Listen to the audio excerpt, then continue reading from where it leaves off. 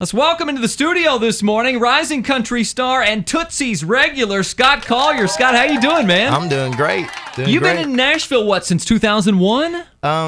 Yeah, I first moved in 1999 and just couldn't get anything going, beated the streets down there. That happens a lot. People will move, then they'll leave, and then they'll come back. Yeah, I moved back to Southern Ohio, where I'm from, and then decided to make the move permanent in 2001. And how did the Tootsie's gig come? I mean, you've been doing Tootsie's for, 10 years? Yeah, almost 10 years. I was down there and I was working a day labor place, actually, just trying to make it, make some money, and heard that Tootsie's was having a contest in the back room. So I just went in and I tried out, and there was a 16-year-old kid in there, and Really? he actually won the contest, but he was too young to play a bar, right? Yeah, but the bass player said, "Man, we need people like you around here." So he gave me a job, and I went to work for him, and later found out that he was Kesha's stepdad that had that song TikTok on the radio. Kesha's stepdad? Yeah. No Greg, kidding? Yeah. Wow. So he hired me, and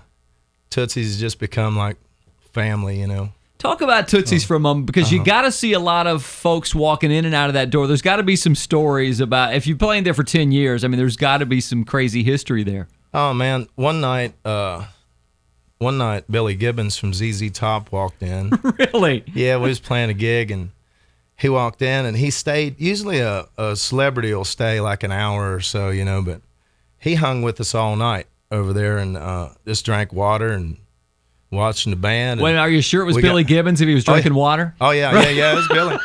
It was Billy. And he walked up to me at the end of the night and blew me away because he was still there. And he said, "Man," he said, "I never could do that thing with my voice like that." And he said, "Let's me and you write a song like they did in the old days." So we sat down on that little plywood stage down there and wrote a song. He stroked that old beard like this and looked across the street, them neon lights. He's like, "These bright lights are killing me. Let's write it." And I said, "All right." So we wrote a song there. And then not too long ago, we had Kelly Pickler come in and hang with us. And me and Kelly's become friends over the years. And she brought her Dancing with the Stars partner in. So, Derek Huff was in there too. Yeah, so I had him up on the bar dancing, man. Now, wait a minute. Kelly's got a new video out. It's kind of a zesty video with her and Derek. But really? Kelly's a married woman. Is something going on with Kelly and Derek Huff, yes or no? Absolutely not. Okay, there you go. You confirmed it right there. Confirmed it.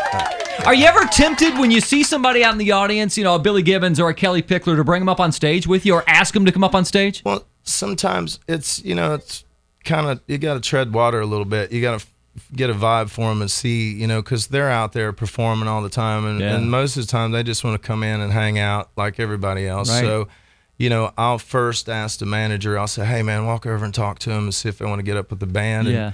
And 99.9% of the time they're going to jump up there. It's like me and old Troy Gentry. We've been friends forever with the Montgomery Gentry boys. Right. I had him out there on the stool the other night checking IDs and stuff. No People kidding? walking in Out line. front? Yeah. He's like, "Come on." That's awesome. That's cool. Did anybody recognize? Surely they did. Oh, about one every three people, they'd look at him and say, "Man, you're Troy Gentry." He's like, Yep. I get So we'd be that out a there lot, taking right? pictures and That's stuff. cool. Then I also met one of my heroes, I guess. My dad, Junior Collier's from Londonderry, Ohio, where I grew up. He's 63 years old, still builds race cars, right? So our thing was every Sunday we'd watch Dale Earnhardt race, Yeah. the number 3 car. And You got a 3 on your guitar, by the way. Yeah. Awesome. Well, so I ran into a guy named Richard Childress, and him and Dale started a NASCAR dynasty. Yeah. Right.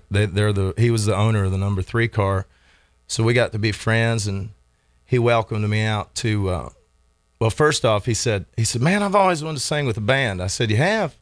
He's like, "Yeah." I said, "Well, come on." I said, "What do you want to sing?" He said, "Mustang Sally." I was like, "All right." So Right. Richard said, "Where you want me to stand?" I said, "Hop up on the bar with me." So I got Richard Childress up on the bar actually singing Mustang Sally with the band. That's awesome. We got done, and he said, "Man," he said, "I can't get you into NASCAR." He said, "But would you come out to Welcome, North Carolina and check out my race shop?" I was like, "Yeah." So I went out there and went in this little garage where him and Dale Earnhardt had won 6 Winston Cup championships together. So I was blown away. That's awesome. So, I mean, music has just been an awesome journey, man. And especially playing at Tootsie's, you never know who comes in. Kid Rock does a lot of stuff with us. He does our annual birthday party every year. So, and you're traveling all over the place. You're not just playing Tootsie's. You're doing about 250 shows a year, aren't you? Yeah, we've played Canada and Vegas, and we're getting ready to head out July the 14th to Panama City, Florida. We're going to play down there for 2 weeks, and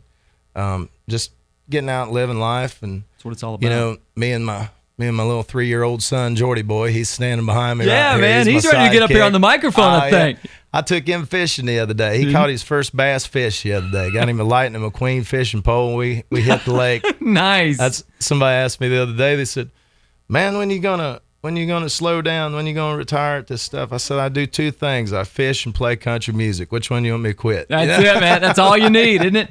We're talking to Scott Collier. His new song is called "My Kind of Beautiful." We'll debut that in just a few minutes. Before we get to that, you want to do a song live in the studio? Yeah, I'll do that. I'll do a little song that I wrote for Richard Childress, and I'll send this up to my dad. He's listening in from Londonderry, Ohio. So this to all the race fans. Here we go. Scott Collier live in the studio this morning. 100.9 The Farm. Just 2 good buddies working on a car. Never dreamed they could make it go so fast, make it go so far. In a little town like this, they sit up in a tree stand dreaming about the track, talking about how to bring that old Winston Cup back home to welcome. Welcome to welcome North Carolina, God's country to a boy like me. Ain't it amazing how town and a time can define you? Welcome to welcome North Carolina.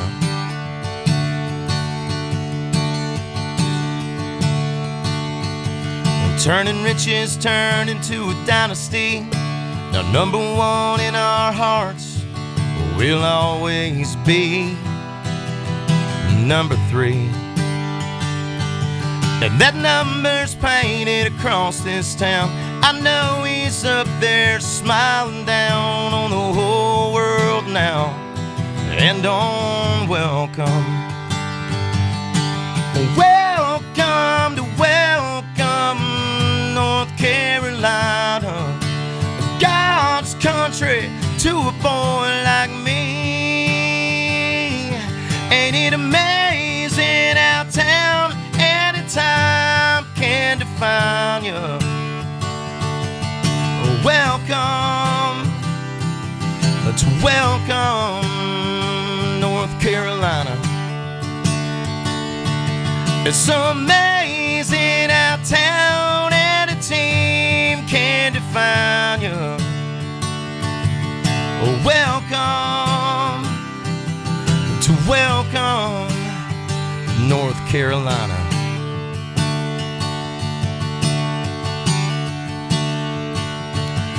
Just 2 good buddies working on a car. Never dreamed they could make it go so fast, make it go so far. In a little town like this. Man, that is good. Scott Collier live in the studio this morning on 100.9 The Farm.